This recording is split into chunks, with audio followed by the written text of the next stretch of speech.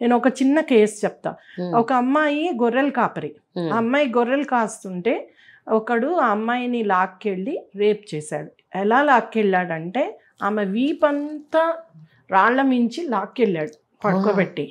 దానివల్ల వీపంతా ఇదైపోయింది. నేను ఫస్ట్ కేసు ఎంజిఎం హాస్పిటల్లో ఆ పాపను ఉంచితే నేను వెళ్ళాను చూడ్డానికి. 12 year old అండి, వెరీ చైల్డ్ పాపం. ఆమె she stayed in the hospital for 2 years. 2 years? ఎందుకంటే చాలా ఇదైపోయింది బాడీ. అమ్మాయి మళ్ళీ స్కిన్ రావడానికి, అసలు బాడీ సెట్ కావడానికి చాలా ఏళ్ళు పట్టింది అమ్మాయికి. చాలా బీదవాళ్ళు వాళ్ళు. సో అది ఫస్ట్ కేసు నేను అబ్యూస్ కేసు చూసింది. అలానే అదేంటి ఆడవాళ్ళని ఎలా చంపేసేవాళ్ళు అంటే వాళ్ళ పళ్ళు ఊడగొట్టి, ఎందుకంటే ఏదో క్షుద్ర పూజలు చేశారని, లేకపోతే ఏదో ఒక వంకకి చేస్తే. నేను ఒక గ్రామం వెళ్తే అక్కడ 3 ఆడవాళ్ళని చంపేశారు, ఒక ముసలాయిన్ని.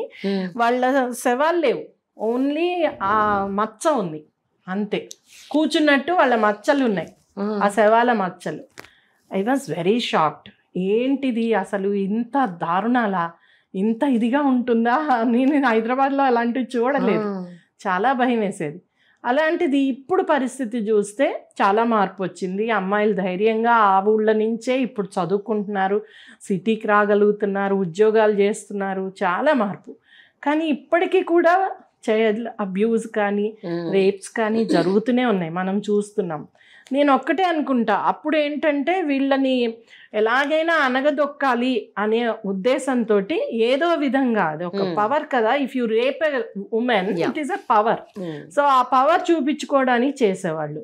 ఎవరైనా వాయిస్ అవుట్ చేసినా, ఎవరైనా ఏదైనా చేసినా తప్పనిసరిగా ఇలాంటివి ఐదర్ క్యారెక్టర్ అసాసినేషన్, రెండోది అలా కూడా లొంగకపోతే రేప్, అండ్ అది భయంకరంగా చేయడమో, హత్యలు చేయడమో ఇవి చేసేవాళ్ళు. ఇప్పుడు ఏంటంటే అమ్మాయిలు, నా ఉద్దేశంలో, ఇంత తెలివి వచ్చాక మన చేతుల్లో ఇంత గ్యాడ్గెట్ ఉండి అన్నీ తెలుస్తున్నా కూడా అదేదో సాలెగూడులో వెళ్ళి చిక్కుకుంటున్నట్లుగా వీళ్ళే వెళ్ళి చిక్కుకుంటున్నారు.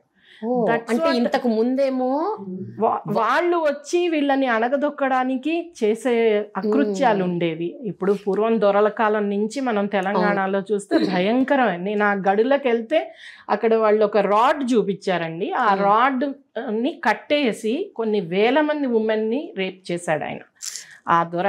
సో ఆ రాడ్ దగ్గర చూస్తే అసలు నేనైతే ఏడుస్తూనే ఉన్నా, అంత బాధ అనిపించింది నాకు. అంటే ఒక కఠినాత్ముడు, ఒక నికృష్టుడు ఎంతమంది ఆడవాళ్ళు అంటే అంతమంది, ఆయనకి అలానే చేయడం ఇష్టం.